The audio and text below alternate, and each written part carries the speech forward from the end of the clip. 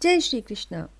दोस्तों, भगवत भक्ति YouTube channel में आप सभी का बहुत बहुत स्वागत है। दोस्तों, आज के वीडियो का विषय है कि हमारे शास्त्रों के अनुसार प्रदोष व्रत का क्या महात्म्य है। प्रदोष व्रत कब और क्यों किया जाता है, इसकी पूजा की क्या विधि है, प्रदोष व्रत में भोजन कब करना चाहिए, इसकी पूजा में किस रंग का वस्त्र पहने और इसी प्रकार और भी कई बातें प्रदोष व्रत से संबंधित जो हमारी शास्त्रों में बताई गई हैं, उन पर हम विस्तार से इस वीडियो में चर्चा करेंगे। लेकिन उससे पहले अगर आप लोग हमारे चैनल में नए हैं तो दोस्तों हमारे चैनल को सब्सक्राइब करें। इस चैनल में हम शास्त्रों पर आधारित प्रामाणिक सत्य आपके सामने लाते हैं, धर्म से संबंधित जानकारी आपके सामने रखते हैं। अगर इस प्रकार की जानकारी आप देखना चाहते हैं तो हमारे इस चैनल को सब्सक्राइब करें और बेल आइकन भी दबाना न भूलें ताकि आने वाली नई वीडियो के नोटिफिकेशन आपके पास पहुंच सके।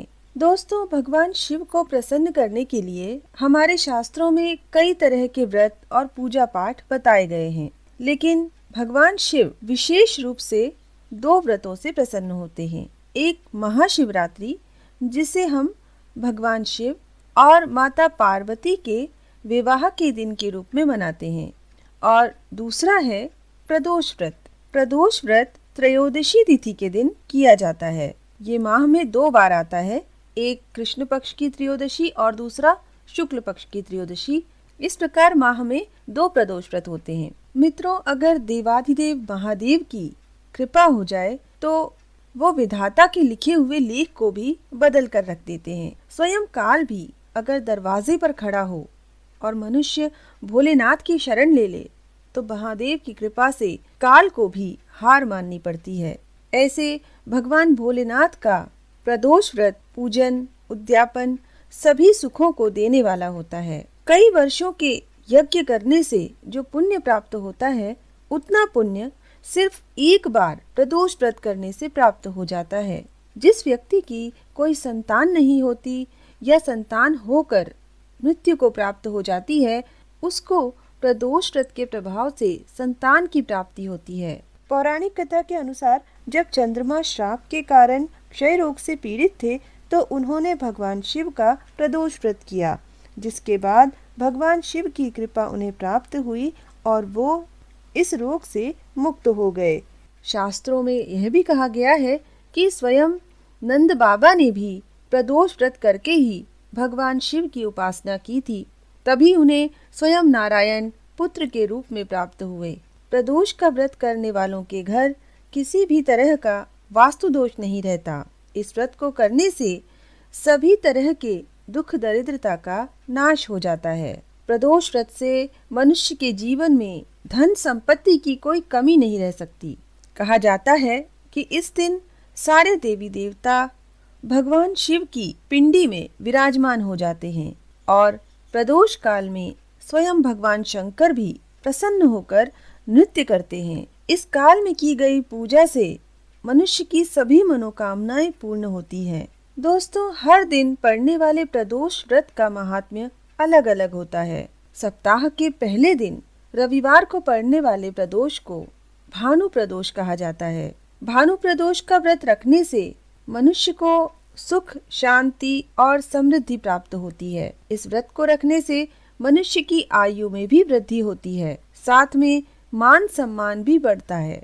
सोमवार को जो प्रदोष होता है तो उसे सोम प्रदोष कहते हैं। इस व्रत को करने से संतान माता पिता की आज्ञाकारी होती है। चंद्र से संबंधित सभी दोष सौम्य प्रदोष करने से दूर हो जाते हैं। माता का स्वास्थ्य ठीक होता है, संतान से संबंधित दोष दूर हो जाते हैं।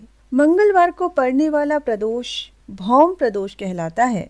अगर कोई मनुष्य अपना मकान या कोई प्रॉपर्टी बनाना चाहता हो या कर्ज से बुरी तरह परेशान हो तो उसे भौम प्रदोष का व्रत अवश्य रखना चाहिए। इससे महादेव भगवान उनकी सारी समस्याएं और परेशानियां दूर कर देते हैं। बुधवार के दिन प्रदोष को धौम्यवारा प्रदोष कहा जाता है। संतान की बुद्धि को बढ़ाना और राजनीतिक महत्वाकांक्षा के लिए भी इस प्रदोष का व्रत किया जाता है। गुरुवार के दिन गुरु प्रदोष होता है। गुरु प्रदोष का व्रत करने से घर में कलेशों से मुक्ति मिलती है। जिसके घर में अगर लोगों में आपस में बनती नहीं है, आपस में क्लेश होता रहता है, वाद विवाद चलता रहता है, घर में सुख शांति नहीं होती, अगर आपके घर में किसी नकारात्मक शक्ति का प्रभाव है, स्वप्न में भूत प्रेत या प्रेतात्मा दिखाई देते हैं, तो इस व्रत के प्रभाव से आपको इन सभी परेशानियों से भी छुटकारा मिल जाता है। शुक्रवार के दिन जो प्रदोष होता है उसे भृगु प्रदोष कहते हैं। घर की सुख समृद्धि बढ़ाने वाला और घर के पुरुषों की आयु बढ़ाने वाला यह प्रदोष का व्रत है। शनिवार के दिन शनि प्रदोष होता है जो संतान प्राप्ति कराने वाला होता है। अगर किसी मनुष्य की संतान को नौकरी संबंधी कोई परेशानी हो तो वो भी इस प्रदोष से दूर हो जाती है। तो दोस्तों, इस प्रकार हर एक दिन पड़ने वाले प्रदोष व्रत की महिमा अलग अलग है, उनकी विशेषताएं अलग अलग हैं, उनका प्रभाव भी अलग अलग है। अगर आपको प्रदोष व्रत प्रारंभ करना है तो आपकी जो मनोकामना हो उसी से संबंधित प्रदोष व्रत से आप व्रत का प्रारंभ कर सकते हैं। वैसे आप प्रदोष व्रत किसी भी प्रदोष से प्रारंभ कर सकते हैं। प्रदोष के दिन भगवान शिव की पूजा किस प्रकार करनी चाहिए, अब मैं इसका वर्णन करूंगी। पूजा करने के लिए प्रदोषो रजनी मुखम के अनुसार सायंकाल के बाद और रात्रि आने से पूर्व दोनों के बीच का जो समय है उसे प्रदोष कहते हैं। व्रत करने वाले को इसी समय भगवान शंकर का पूजन करना चाहिए। प्रदोष करने वाले को त्रयोदशी के दिन भर भोजन नहीं करना चाहिए। शाम के समय जब सूर्यास्त में 3 घड़ी का समय शेष रह जाए तब स्नानादि कर्मों से निवृत्त होकर श्वेत वस्त्र धारण करें। प्रदोष के व्रत में सिर्फ सफेद वस्त्र पहनने का ही विधान है। स्नान करने के उपरांत गाय के गोबर से पूजा के स्थान को लीप लें। फिर आटे से अष्टकमल का फूल बनाकर उसके ऊपर चौका स्थापित करें। इस चौके के ऊपर सफेद कपड़ा बिछाकर उस पर शिवलिंग की स्थापना करें। आप किसी भी शिवलिंग को ले सकते हैं। अगर आपके घर नर्मदेश्वर शिवलिंग है तो बहुत अच्छी बात है, लेकिन अगर वो नहीं है तो भी आप पत्थर का, मिट्टी का बनाकर शिवलिंग ले सकते हैं। व्रत के दिन पवित्र आचरण रखें। मन ही मन भगवान शिव के मंत्रों का जाप करते रहें। ओम नमः शिवाय, इस मंत्र का जाप परम पुण्यमयी और फलदायी होता है।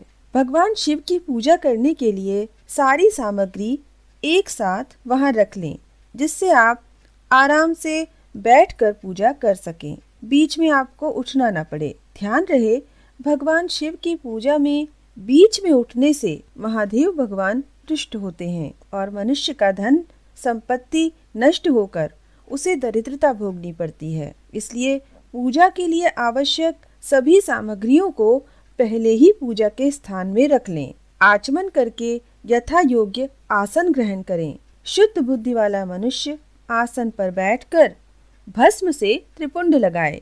त्रिपुंड से जप, तप और दान सफल होता है।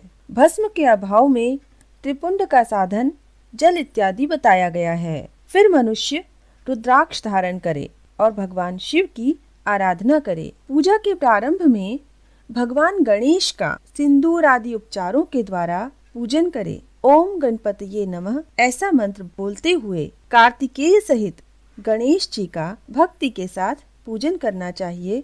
उन्हें बारंबार नमस्कार करें। तत्पश्चात गिरिजा नंदिनी उमा की पूजा करें। चंदन, कुमकुम तथा धूप दीप आदि से शिवा का पूजन करके नमस्कार करने के पश्चात भगवान शिव की पूजा प्रारंभ करें। भगवान शिव का आवाहन करके सांबाय सदाशिवाय नमः आसनम समर्पयामि बोलकर आसन समर्पित करें।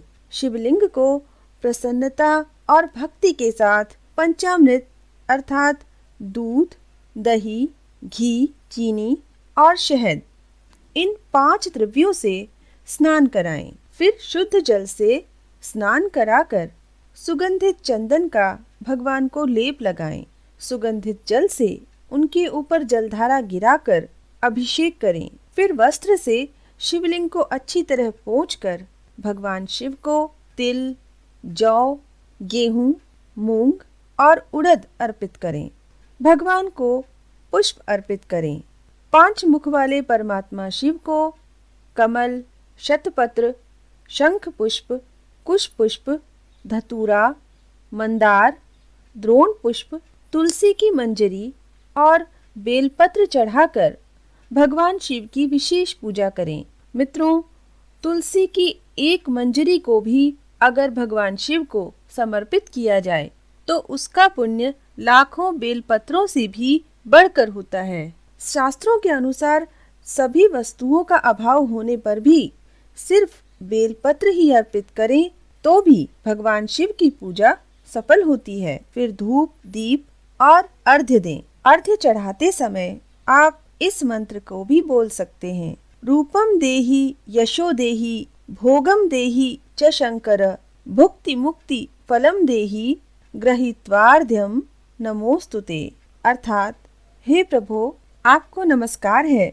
आप इस अर्घ्य को स्वीकार करके मुझे रूप दीजिए, यश दीजिए, भोग दीजिए और भोग और मोक्ष रूपी फल प्रदान कीजिए। इसके बाद भगवान शिव को उत्तम नैवेद्य अर्पित करें। नैवेद्य के पश्चात प्रेम पूर्वक तांबूल बनाकर शिव को समर्पित करें। 5 बत्ती की आरती बनाकर भगवान को दिखाएं। तत्पश्चात नाना प्रकार के स्तोत्रों द्वारा प्रेम पूर्वक भगवान की स्तुति करें। दोस्तों, अगर आपको पूजन का कोई भी मंत्र नहीं आता तो आप ओम नमः शिवाय का जाप कर सकते हैं। शिव रुद्राष्टक, नमामि शमीशान निर्वाण रूपम, इसका जाप कर सकते हैं। नमः शिवाय बोल सकते हैं। तब भी महादेव भगवान आपकी पूजा पूर्णतः स्वीकार करेंगे। इस प्रकार पूजा प्रार्थना करके भगवान शिव की कथा सुने। हर दिन के प्रदोष व्रत की कथा अलग अलग होती है, जिनका लिंक मैंने डिस्क्रिप्शन में दिया हुआ है। इसके बाद प्रदोष व्रत की कथा करें और कथा के बाद आरती करके भगवान शिव की परिक्रमा करें। परिक्रमा के बाद साष्टांग प्रणाम करें। भगवान की बहुत बहुत प्रार्थना करके उनसे क्षमा याचना करें कि मैंने अज्ञान से या जानबूझकर जो पूजन में किया है वह आपकी कृपा से सफल हो। हे गौरीनाथ, हे भूतनाथ, आप मुझ पर प्रसन्न होइए। धरती पर जिनके पैर लड़खड़ा जाते हैं उनके लिए भूमि ही सहारा है। उसी प्रकार जिन्होंने आपके प्रति अपराध किए हैं उनके लिए भी आप ही शरणदाता हैं। इस तरह बहुत बहुत प्रार्थना करके उत्तम विधि से पुष्पांजलि अर्पित करने के बाद पुनः भगवान को नमस्कार करें और फिर बारंबार प्रार्थना करके उनका विसर्जन करें और उस जल को अपने हृदय और माथे पर चढ़ाएं। दोस्तों, इस प्रकार भगवान भोलेनाथ का पूजन करके प्रदोष के दिन सूर्य डूबने के बाद ही भोजन करना चाहिए। भोजन में सात्विक आहार लेना चाहिए। इस विधि से जो भगवान शिव का पूजन और अर्चन करता है वो संसार की सभी संपत्तियों को प्राप्त कर अंत में मोक्ष को प्राप्त करता है। बोलिए महादेव भगवान की जय। माता पार्वती की जय। ओम नमः शिवाय।